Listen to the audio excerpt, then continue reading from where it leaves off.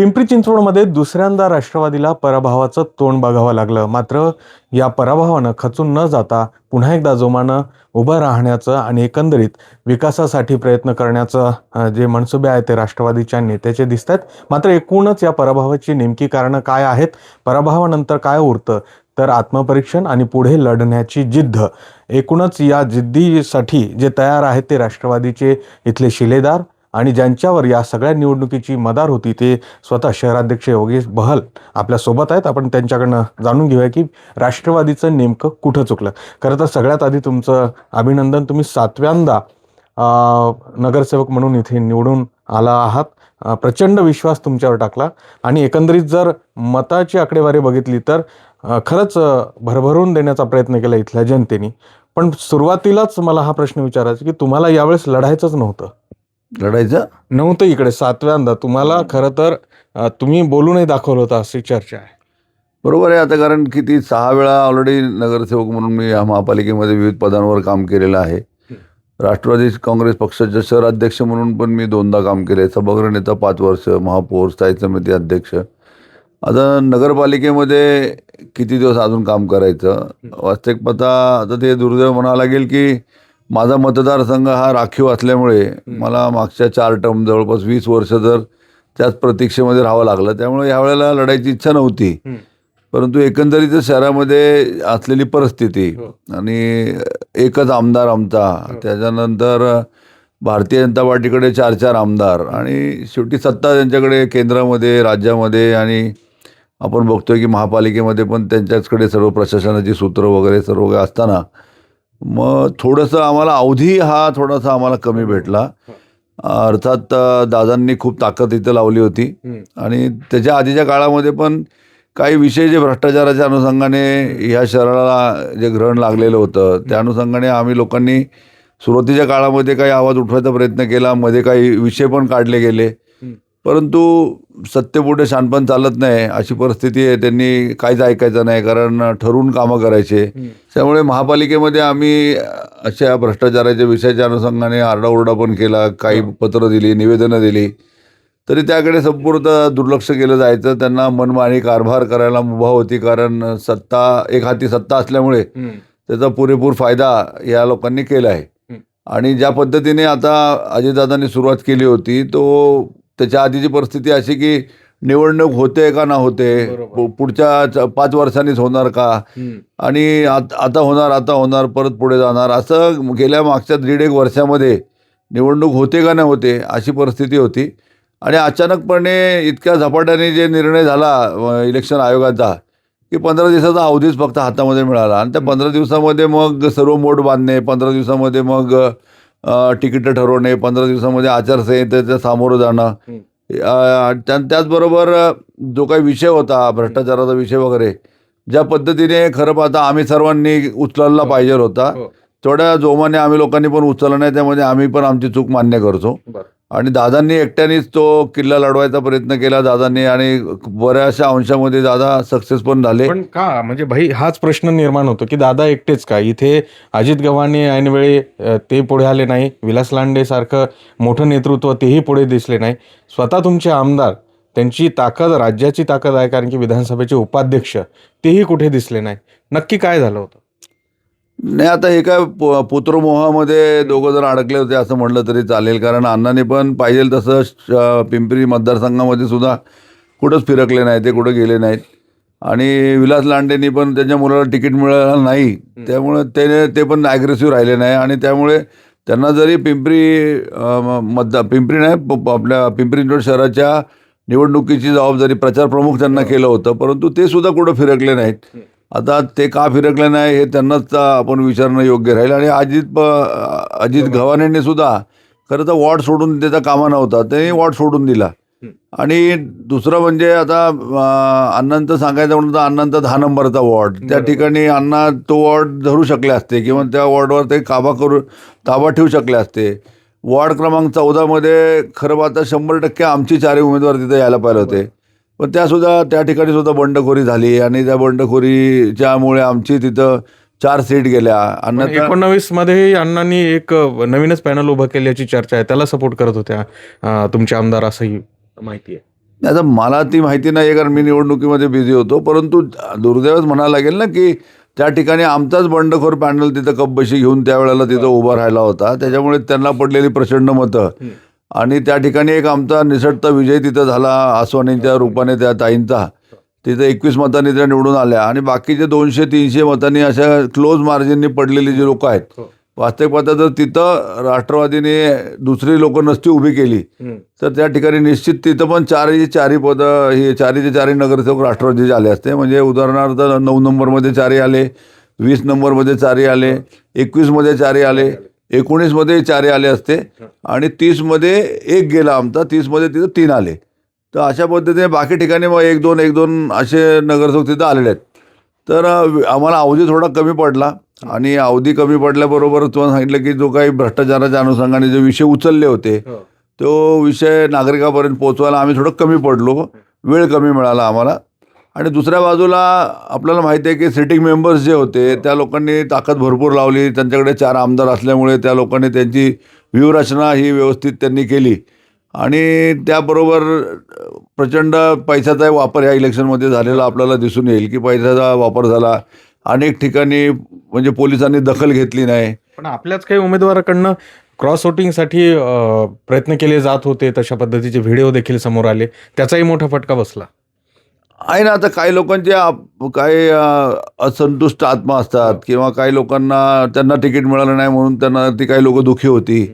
अशा पद्धतीने काही लोकांनी गटातटाचा, काही लोकांनी भावकीचं राजकारण केलं, काही लोकांनी फक्त तुम्ही पाहिलं असेल की काही ठिकाणी भाऊबंधांमध्ये वाटाघाटी झाली. व तू एक अपक्षाला टाक, मी इकडे टाकतो, 2 टाकतो, असे पण चित्र बघायला आपल्याला मिळालेले आहे. खरे दुर्दैवाचा भाग आहे. पण मग काही ठिकाणी जसं तुम्ही आता पुत्रमोहाचा उल्लेख केला, नाना काटींच्या बाबतीत किंवा मोरेश्वर भोंडवेंच्या बाबतीत तिथेही वेगळं चित्र राहिलं असतं का? तुम्ही प्रयत्न केला होता का दोघांनाही बोलण्याचा? खरं पाहता तर मी स्वतः मोरेश्वरला स्वतः विनंती केली होती. नानालाही दादांनी पण सांगितलं होतं की बाबा जी मतं तुला पडणार आहेत ती मतं तुझ्या बायकोला पडणार आहेत किंवा तुझ्या बायकोला जी मतं पडणार आहेत तेच तुला पडणार आहे. त्यामुळे जर दुसरा कोणी जर तुम्ही बरोबर घेतला तर त्याचे नातेगोते, त्याचे मित्रसंबंध, त्याचा असलेले सहकारी ह्याचा फायदा तुम्हाला निश्चित होईल. परंतु दोघांनी ऐकलं नाही आणि विशेषतः तर मोरेश्वरच्या वॉर्डामध्ये जो आमचा उमेदवार आमचा राष्ट्रवादीचा आमचा कार्यकर्ता होता, तो ताकदीचा कार्यकर्ता होता. तो स्वतः सांगत होता की मी स्वतःच उभा राहतो आणि त्या ठिकाणी मी मोरेश्वरचा पण पराभव करू शकतो. परंतु आम्ही त्यांना सांगितलं की मोरेश्वर सिनियर मोस्ट आहे तर तू असं काही करू नको. पण तो शेवटी आपली मेसेज द्यायला तिथं तयार झाला आणि मेसेज तयार झाल्यानंतर सुद्धा मोरेश्वरने ते काय ऐकलं नाही. तो ओव्हर कॉन्फिडन्समध्ये गेला आणि एकाच भागातनं म्हणजे एका घरातनं 2 लोकं दिल्यामुळे लोकांनी नाकारलं. आणि तुम्ही पाहिलं असेल की जो आमचा नाराज व्यक्ती होता त्याने आपल्या मिसेसला उभं केलं शेवटी शिवसेनेतनं आणि तिला जवळपास त्या ताईंना आमच्या 20,000 मतं पडली आणि त्याच्यामुळे अख्खा पॅनल शिवसेनेचा तिथं म्हणजे शिवसेनेला घरी बसल्या बसल्या बोनस मिळाला. जे 4 आमचे लागणार होते ते 4 तिथं न लागता त्या ठिकाणी अशा पद्धतीने झालं. आणि नाना काटेंनी पण तीच चूक केली. अर्थात मला वाटतं शीतलताई सांगत होत्या की मला उभं राहायचं नाही आहे. परंतु नानाला असं वाटलं की नाही नेहमीप्रमाणे माझे 2 आणि शत्रुघ्नचे 2 असे निघतील असं त्यांना काटे शेवटी भावकीतले नातं होतं असेल. त्यांचा कॉन्फिडन्स तिथं फेल गेला आणि त्या ठिकाणी नेमकं आम्हाला अजून एका सीटाचा फटका तिथं बसला. वास्तविक पाहता नाना ताकदीचा उमेदवार असताना सुद्धा त्या ठिकाणी आम्हाला मात खावी लागली.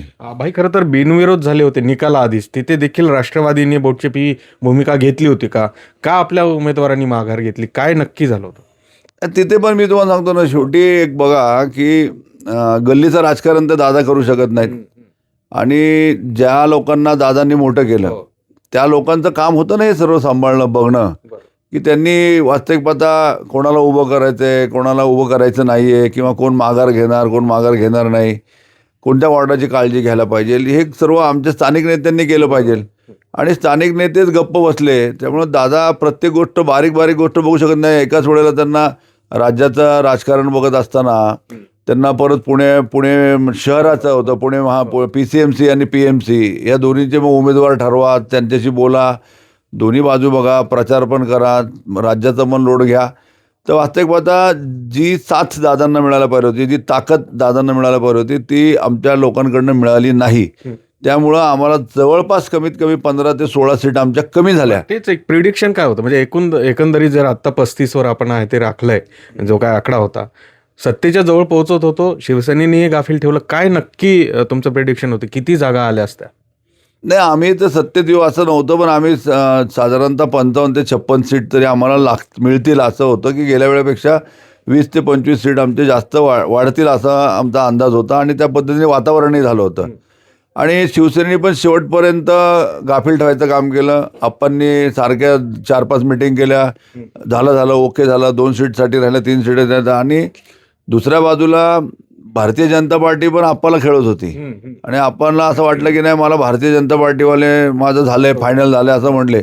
आणि शेवटच्या क्षणाला तुम्ही पाहिलं असेल की भारतीय जनता पार्टीने त्यांना ते म्हटले, एक तर मुलाला घ्या नाही तर पुतण्याला घ्या. तर दोन्ही देण्याला तयार नव्हते. एक महिला घ्या म्हटले, एक पुरुष घ्या. असं झाल्यानंतर शेवटच्या सणाला आप्पा आले आणि शेवटच्या सणाला आप्पा आल्यानंतर मग त्यावेळेला आमची पण गणितं थोडीशी तोपर्यंत वेगळी बसली होती. आम्ही दुसऱ्याने ॲश्योर करून बसलो होतो की तू इथं थांब. शेवटच्या सणाला ॲडजस्ट करायचा प्रयत्न केला आम्ही लोकांनी, परंतु त्याचा फायदा पुन्हा जसं तुम्हाला सांगितलं मी की त्या ठिकाणी आमचा जो एक उमेदवार कातळे म्हणून जो होता, तो कातळे आमचाच कार्यकर्ता आहे. कातळे ताकदवर कार्यकर्ता आहे, परंतु मोरेश्वरने ऐकलं नाही. त्यामुळे कातळेने शिवसेनेत प्रवेश केला आणि त्यामुळे तिथे शिवसेनेची लॉटरी लागली. त्यामुळे आपण पण तसं पाहायला गेलं तर आपण पण शेवटपर्यंत झुलवत ठेवलं, ते पण झालं. परत शरद पवार राष्ट्रवादी काँग्रेसच्या बरोबर पण जी बोलणी चालू होती, त्यांनी सुद्धा आधी मागताना एकदम 22 आणि 25 सीटची मागणी केली. ते नंतर मग कुठं खाली येते तिथं मग शेवटची तुतारी म्हणजे एकंदरीत राष्ट्रवादी शरदचंद्र पवार पक्षाचे नेते ज्यांचं स्टार प्रचारकामध्ये नाव होतं, ते अतिशय शेवटच्या टप्प्यात आले. म्हणजे मला वाटते अमोल कोल्हेंची आणि रोहित पवारांची केवळ एकच सभा झाली, तर त्यांचंही दुर्लक्ष होतं किंवा ते मनापासून आपल्यासोबत नव्हते, त्याचाही फटका बसला. किंवा तुमची भूमिका काय होती की आपण स्वतंत्र लढायलाच पाहिजे होतं? नाही, आमची तर भूमिका हीच होती किंवा खरं पाहता तर इथं ज्या वेळेला दोन राष्ट्रवादी झाल्या, आता आपण पाहिलं असेल की शरद शिवसेनेचं पण बघा, उभाटाचं सीट तिथं लागलंच नाही आपल्याकडे. तीच गत इथं 2 राष्ट्रवादी झाल्या. 2 राष्ट्रवादीमध्ये आपण पाहिलं असेल की आपण या ठिकाणी अजितदादांकडे सगळेजण जॉईन झाले. म्हणजे एक तुषार कामटे जर सोडला आणि सुलक्षणा धर जर सोडले, 2 नगरसेवक जर सोडले आपण, तर तुतारीमध्ये कोण नगरसेवक तिथे गेले नव्हते. आणि सर्वचे सर्व नगरसेवक दादांसोबत होते, ताकद दादांची तिथं होती. त्यामुळे राष्ट्रवादी अजितदादा पवारांचा गट हा पॉवरफुल होता. त्यामुळे त्यांनी जी मागणी केली ती पण खूप, आणि शेवटच्या क्षणाला एकदम त्यांचं पण शेवटच्या दिवशी आहे थोडंसं तडजोड झाली आणि ठरलं की बाबा त्यांना आपण एक त्यांचा प्रभाग 24 नंबरचा जो प्रभाग होता त्यांचा तुषार कामटेचा तो सोडायचा. आणि संत तुकाराम नगरला पण त्यांची जी मागणी होती त्या ठिकाणी तर मी मान्य केलं नव्हतं. मी म्हटलं होतं की बाबा मी मग निवडणूक लढवत नाही. तर त्यामुळे मग इथं त्यांनी म्हटलं मैत्रीपूर्ण लढत, तर म्हटलं माझी काही हरकत नाही, मैत्रीपूर्ण लढत करायला माझी हरकत नाही आहे. त्यामुळे आपण पाहिलं असेल की शहरामध्ये त्यांना सीटच त्यांनी कमी लढवल्या आणि त्यांना कुठेही यश आलं नाही. पण मग एकंदरीत आता या सगळ्याचा परिणाम म्हणून आपल्याला पराभव बघावा लागला. 35 आपल्या जागा इकडे आलेल्या आहेत, 37 एकूण दिसत आहेत. मग हे सगळं असताना मला जो सुरुवातीला मी प्रश्न विचारला होता की दादांनी जर तुमच्या स्वरूपात किंवा एकंदरीत तुम्ही सगळे मागणी करत होता की इथे पक्षाला बळ देणं गरजेचं आहे, आत्ताही विधान परिषदेच्या जागा रिकामा होतात, तुम्हाला अजूनही वाटतं की या शहरामध्ये दादांनी बळ देणं गरजेचं आहे, जे या निवडणुकीच्या आधी दिल्या गेलं असतं, तुम्ही सातत्याने तुमचे कार्यकर्ते तुम्ही मागणी करत होतात, तर त्याचा फायदा झाला असता या महापालिकेत? हे झालं असतं 100% ना. परंतु पुन्हा तसंच आहे की दादांनी आता ज्यांना आत्तापर्यंत दिलं ते लोक का गप बसले नाही हे उलगडत नाही आत्तापर्यंत. कारण आज त्या ठिकाणी 2 ठिकाणी आता बघा, भोसरीला पण बिनविरोध झाला, 10 नंबरमध्ये पण बिनविरोध झाला, प्राधिकरणात पण खरं पाहता जर तिथं उमेदवार दिला नसता तर तिथं पण बिनविरोधच झाला असता त्या ठिकाणी पण. मग अशा पद्धतीने म्हणून म्हणलं की ह्या बारीक गोष्टीवर दादा लक्ष नाही देऊ शकत ना. गल्लीत काय चाललंय, 10 नंबरला काय, 13 नंबरला काय, 20 नंबरला काय, हे दादांचं काम नाही आहे. तर दादांनी आज ह्या शहराला इतकं काय दिलेलं आहे, एवढे नेते मंडळी दिले आहेत. आता विलास लांडे असेल, आधीची सर्व मंडळी, सगळी जी मंडळी, आज अण्णांना पण सुद्धा आज राज्याच्या मंत्रीचा दर्जा आहे. आज वास्तविक पाहता त्यांनी पूर्ण ताकदपणाला लावायला पाहिजे होती, पण ते पण तेवढ्या ताकदीने उतरले नाही. का उतरले नाही ह्याचं प्रश्न उत्तर तेच देऊ शकतात. खरं त्यांनी पण ताकद लावली असती तर 100% तुम्हाला सांगितल्याप्रमाणे मी हे जे अजून समजा 10 नंबर झाला, 19 नंबर झाला, दापोडीतला झाला. तर अण्णांनी जर स्वतः प्रयत्न केला असते तर दापोडीचे चार त्यांच्या मतदारसंघातलाच होता. हा. पण शहराध्यक्ष म्हणून तुमच्यावरही जबाबदारी किंवा विश्वास होताच दादांचा. नाही, मला जेवढं त्यांना सांगता आलं तेवढं निश्चित. जसं तुम्हाला सांगितलं की मोरेश्वरला सांगितलं होतं, त्यांनी ऐकलं नाही. नानाला सांगितलं, नानाने स्वतः सांगितलं होतं, ते तिथं नानाने ऐकलं नाही. मग अशा परिस्थितीमध्ये आता ते काय आलं, सर्वच वजन सर्वचे सर्व दादांच्या कांद्यावर टाकणं चुकीचं होतं. आणि दुसऱ्या बाजूला मी स्वतः इलेक्शन लढत होतो आणि त्यातूनही मी काळूरामकडे जायचो. त्यातूनही मी काळूराम पवारकडे पण 19 नंबरमध्ये 1-2 वेळा गेलो. त्यानंतर दापोडीला मी राजू बनसोडेला तिथं सहकार्य करायचा प्रयत्न केला. डब्बूशीमध्ये तर बोलत होतो, परंतु शेवटी मी पण माझ्या मतदारसंघामध्ये अडकलेलो होतो आणि त्यामुळे मग मला इथं लक्ष देणं पण गरजेचं होतं. आणि मेन म्हणजे असं आहे की जी लोक सिनियर आहेत, जी लोक पदांवर आहेत, त्या लोकांनी जिथं लक्ष द्यायला पाहिजे त्यांनी तिथं लक्ष दिलं नाही. आणि त्याच्यामुळे मग आम्हाला ह्या जो काही आम्ही 10-15 सीट तुम्हाला म्हणतोय ॲडिशनलच्या ज्या यायला पाहिल्या होत्या तर त्यामुळे आले नाही. आणि कितीतरी सीट्स तुम्ही अशी बघाल की 500 आणि 700 मतासाठी कमीत कमी 20 सीट गेलेत शहरामध्ये. पण मग मूळ प्रश्न हाच आहे की आता तरी दादांनी तुमच्या रूपाने किंवा तुम्हाला असं वाटतं की येणाऱ्या या सगळ्या जे महामंडळ आहेत किंवा इथं ताकद वाढवणं गरजेचं आहे पक्षाची? निश्चित ताकद वाढवणं गरजेचंच आहे. कारण शेवटी बघा की पाठबळ हे लागतंच आहे. आणि शेवटी मी जसं तुम्हाला आता सांगितलं की छोट्या छोट्या गोष्टींसाठी तिथं काय सगळीकडे अजितदादा येऊ शकत नाहीत. आता उदाहरण द्यायचं झालं तर माझ्या वॉर्डामध्ये जो काही गैरप्रकार झाला किंवा तांडव केला गेला, चुकीच्या पद्धतीने तांडव केला गेला, दोन्ही आमदार धावून आले तिथे लगेच. त्यांनी स्टेटमेंट दिले, तरी त्यांना काय माहीत पण नव्हतं. पण ते मॉरल सपोर्ट ज्याला आपण म्हणतो, त्या मॉरल सपोर्टला ते पोलीस स्टेशनला तिथं हजर राहिले, त्यांच्या घरी हजर राहिले, त्यांनी भाषणं तिथं येऊन केली. पोलिसांना म्हणले आत्ताच आता यांना अटक करा, हे करा. त्यांना वस्तुस्थिती काहीच माहीत नाही आहे, परंतु ते तिथं आले सपोर्टला. भारतीय जनता पार्टीच्या सपोर्टला तिथं आमदार लगेच हजर झाले. तशा पद्धतीने आमच्या लोकांना जिथं पोलीस स्टेशनमध्ये त्रास झालं, ज्या ठिकाणी काही ठिकाणी पैशाचा प्रचंड वापर केला गेला, भोसरी काही ठिकाणी प्रचंड दादागिरी झाली. मग अशा ठिकाणी तर आमचा कोण नव्हतं तिथे सपोर्ट करायला. मी काय म्हणतो, फिजिकली मारामारी नाही करायला पाहिजे, परंतु माणूस मारवली बाबा, चला आमदार आले, आमदार पोलीस चौकीत थांबले, आमदारांनी 4 फोन केले, तर फरक पडतो पोलिसांना पण, किंवा आमदारांनी येऊन केले, आज विधायक येतो आणि काहीतरी बोलतो. तसं आमच्याकडे मग आम्हाला दादांना फोन केल्याशिवाय किंवा दादांच्या PA ला फोन केल्याशिवाय आम्हाला दुसरा पर्यायच नव्हता. काय झालं की दादांच्या PA ला फोन करा किंवा दादांना फोन करा. अर्थात शहरामध्ये दादांचे जे सचिव वगैरे आहेत ते शहरामध्ये दर सोमवारी वेळ देतात. ते नागरिकांच्या प्रश्न सोडवण्याच्या हिशोबाने ते दादा सर्वतोपरी प्रयत्न करतात. परंतु जसं मी तुम्हाला सांगितलं की त्यांचे निवडून आलेले 2 आमदार आहेत, त्यांच्याकडे मग आता विधान परिषदेवर घेतलेले 2 आमदार आहेत, मागे खाडेंना त्यांनी प्राधिकरणावर घेतलं. अच्छा, भारतीय जनता पार्टी दिवसेंदिवस त्यांची ताकद वाढत चाललेली आहे आणि एका बाजूला आज राष्ट्रवादीची ताकद ही कमी होत चालली. दुसरा एक महत्त्वाचा मुद्दा होता की डॅमेज कंट्रोल करायलाही तुम्ही कमी पडलात का? कारण की आपले जे 28 माजी नगरसेवक पदाधिकारी गेले ते तिकडे निवडून आलेले आहेत, त्यांना थांबवण्यासाठी म्हणून इथल्या तुमच्या आमदारांनी, अण्णा बनसोडेंनी किंवा वरिष्ठ नेत्यांनी प्रयत्न केले होते का? नक्की तिथेही आपण कमी पडलो? नाही, तसं नाही आहे. त्याच्यामध्ये काय त्याच्यात अण्णा बनसोडेला किंवा विलास लांडेंना दोष देण्यामध्ये अर्थ नाही आहे. त्याच्यामध्ये प्रश्न असा होता की मुळात भारतीय जनता पार्टीच्या लोकांचा अपप्रचारच असा होता की आम्ही मशीनमध्ये तुम्हाला 2,500 मते तुम्हाला मशीनमध्ये येतील, तुम्हाला पॅकेज चांगलं येईल, तुम्हाला पोलिसांचा सपोर्ट होईल आणि तुम्हाला चांगलं पॅकेज वगैरे देऊ. त्यामुळे काही लोकांची आर्थिक परिस्थिती पण थोडी बिकट होती. आणि अलीकडच्या राजकारणामध्ये तुम्ही बघता की अतिशय फार घाणेरडं राजकारण झालेलं आहे.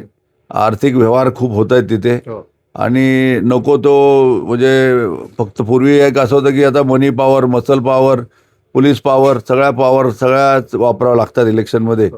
त्यामुळे ती यंत्रणा भाजपकडे होते. पण जे पक्षात येऊ इच्छित होता त्यांनाही आपल्या वरिष्ठ नेत्यांनी विरोध केल्याचं माहिती समोर आहे. नाही, विरोध केला असं नाही आहे. मी तुम्हाला म्हणलं ना की आता काही लोकांचे प्रॉब्लेम होते ना, जसं आता उदाहरण द्यायचं झालं तर आता अपर्णाताई डोके, त्या आपल्या बळावरच तिथं निवडून यायच्या. मंगलाताई कदम आपल्या बळावरच त्या निवडून यायच्या. आता ठीक आहे, त्यांचं वय झालं होतं, प्रकृती साथ देत नाही म्हणून मंगलाताई लढल्या नाही, परंतु मग त्या खिंडरामध्ये एकट्याच त्यांच्या मुलांनी लढायचं. बाकी तिथं आमदारांनी पण आपली मिसेस उभी करायची नाही म्हटलं. त्यांनी जर आपली मिसेस उभी केली असती तर आजमबाईचा मुलगा तयार होता, जगदीश शेट्टी तयार होता, मग कुशाग्र कदम पण तयार होता. म्हणजे तो वॉर्ड आम्ही हाताने सोडल्यासारखा झाला, 10 नंबरचा वॉर्ड. पण दादा बोलले होते आमदारांना की तिथे त्यांच्या पत्नीला उभं करायचं. बोलले होते, परंतु आता ते अण्णाला असं वाटलं की बाबा ठीक आहे, एका ठिकाणी मुलाला तर उभं केलंय तर फक्त मुलाकडे लक्ष देऊ, मुलगा पण आणि बायको पण कशाला. त्यामुळे त्यांनी फक्त मुलाकडं जास्त लक्ष दिलं आणि त्यामुळे त्यांनी 10 नंबर वॉर्ड सोडून दिला. एक शेवटाकडे येतो. खरं तर आत्मपरीक्षण करतोय आपण. तुम्ही मान्य केल्या अनेक गोष्टी. पुढे काय हा खूप महत्त्वाचा आहे. 3 स्वीकृत नगरसेवक आहेत. तिथे रस्सीखेच दिसते आहे. विरोधी पक्षनेते कोण आणि कशा मुद्द्यावर ही पुढची लढाई बघताय तुम्ही? मग एवढं जर प्राबल्य दिसतंय भाजपचं, तर मग त्यासाठी म्हणून शहरात वेगळी ताकद पक्षाला मिळणं गरजेचं आहे आणि सभागृहात देखील कशा पद्धतीची ही सगळी मंडळी मोठ बांधण्याची तयारी आहे. तुमच्याकडे मोठी मदार आहे. आता पुन्हा असंच आहे की शेवटी आमचे एकमेव जे प्रधान आहेत किंवा आमचे जे एकमेव नेते आहेत, राष्ट्रीय अध्यक्ष आमचे अजितदादा पवारच आहेत. शेवटी जो निर्णय घेतील तोच फायनल निर्णय असणार आहे. परंतु त्यामध्ये एक साहजिक म्हणजे मला जर अध्यक्ष म्हणून तुम्ही विचारलं तर माझं स्पष्ट मत आहे की ज्या लोकांना तिकीट दिलं होतं, ज्या लोकांना संधी दिली होती, त्या लोकांना आता पुन्हा स्वीकृत सदस्य म्हणून घेऊ नये. या शहरामधनं आपण मुस्लिम समाजाला न्याय द्यायला तिथं कमी पडलो. मुस्लिम समाज असतील, ख्रिस्ती बांधव असतील किंवा अजून इतर समाजाचे काही लोक असतील आणि ॲक्टिव्ह जे असतील, जे डॅशिंगली बोलू शकतात, काम करू शकतात सभागृहात. कारण स्वीकृत सदस्य म्हणलं तर त्याला जनरल बॉडीमध्ये वगैरे येता येतं, त्याला बोलता येतं, थोडंसं ज्याला नॉलेज आहे अशा माणसाला आणि ज्या समाजाला आपण प्रतिनिधित्व देऊ शकलो नाही अशांना द्यावं असं वैयक्तिक माझं एक शहर अध्यक्ष म्हणून माझी वैयक्तिक इच्छा आहे ती. आता अर्थात निर्णय हा दादांचा आहे, कारण मुस्लिम समाजांचा खूप तसा रोष आहे, त्यांनी मदत केलेली आहे. परंतु त्यांच्या ताकदीचा पण आपल्याला जेवढा पाहिजे तेवढा उपयोग झाला नाही. परंतु त्यांना एक प्रतिनिधित्व सभागृहामध्ये असावं असं माझं मत आहे. आणि ज्यांना आता ऑलरेडी आपण संधी दिली, तिकीट दिलं, आता अनेकांना आपल्याला थांबावं लागलं. मग ज्या लोकांना आपण थांबवलेलं आहे त्या लोकांना आपण तिथं प्राधान्य दिलं पाहिजे असं माझं वैयक्तिक मत आहे आणि तशा पद्धतीची विनंती मी दादांना पण करणार आहे. त्यामुळे आपण बघतोय की आत्मपरीक्षणाबरोबरच पुढची लढाई किती महत्त्वाची आहे हे देखील योगेश बहल यांनी सांगितलेलं आहे. अर्थातच पुढचा जो पक्ष आहे भाजप हा एक हाती सत्ता त्यांच्या हातात असताना, उद्या नागरिकांचे प्रश्न मांडत असताना सभागृहाबरोबरच शहरात देखील पक्षाची ताकद वाढणं गरजेचं आहे. त्यामुळं आगामी विधान परिषद असेल किंवा महामंडळ असतील अशा ठिकाणी जर इथल्या राष्ट्रवादीच्या नेत्यांना बळ मिळालं तरच हा जो गड आहे, राष्ट्रवादीची जी ओळख होती ती पुढे शाबित राहील असं एकंदरीत दिसतं आहे. या सगळ्या संदर्भामध्ये स्वतः अजित पवार काही महत्त्वाचे निर्णय घेतात का याकडे आता सगळ्यांचं लक्ष लागलंय. व्हिडिओ सुरेश पाटील सर, गोविंद वाकडे, न्यूज 18 मराठी, पिंपरी चिंचवड.